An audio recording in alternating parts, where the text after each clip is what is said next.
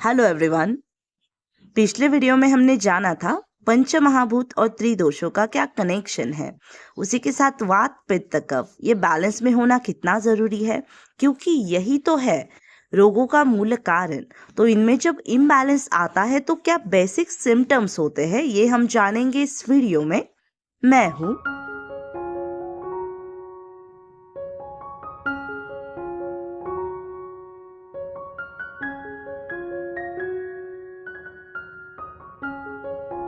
सर्वप्रथम वात प्रकोप, स्पेस और एयर इनके गुणधर्म दिखाने वाला। अगर इसका प्रकोप होता है तो क्या बेसिक सिम्टम्स दिखेंगे। बहुत ज़्यादा ठंड आपको लगेगी। अगर वैसा मौसम नहीं है ठंड बजने वाला, बहुत सारे लोग बैठे हैं पर फिर भी आपको सबसे ज़्यादा ठंड बज रही हो।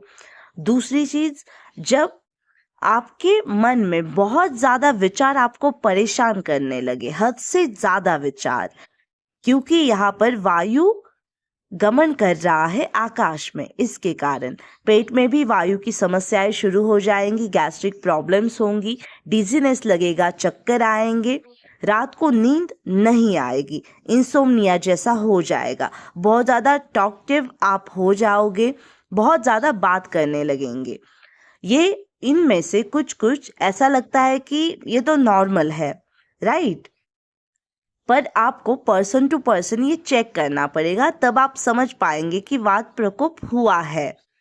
इसी के विपरीत अगर वातक्षय हो जाता है, यानी कि वात कम होते जाना, तो वात प्रकोप के अपोजिट चीजें यहाँ पे सब होने वाली है। वात घट जाएगा, यानी कि आकाश में वायु का गमन कम हो जाएगा। तो इसी का मतलब क्रिएटिविटी खत्म हो जाएगी, मूवमेंट वहाँ पे नहीं होगी और हमें बहुत ही लो एनर्जी वाला फील होने लगेगा।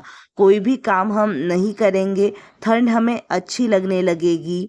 खाना ज़्यादा खाना, अगर कोई बात कर रहे तो कोई हमारे बारे में तो वो बात नहीं कर रहे, ऐसे विचार हमें आएंगे और वो भी निरुत्साह दिखाते हुए। और एक बात ध्यान में रखनी है कि कुछ कुछ सिम्टम्स हमें नॉर्मल लगते हैं, तो वो आपको पर्सन टू पर्सन ही चेक करना पड़ेगा।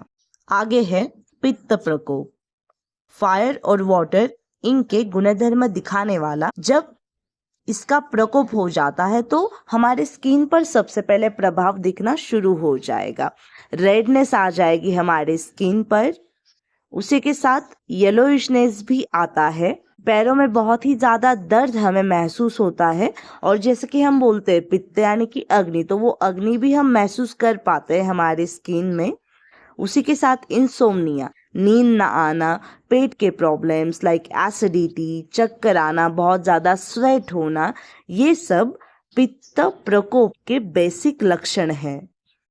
आगे है पित्तक्षय। अगर पित्त घट जाएगा ज़्यादा तो क्या होगा।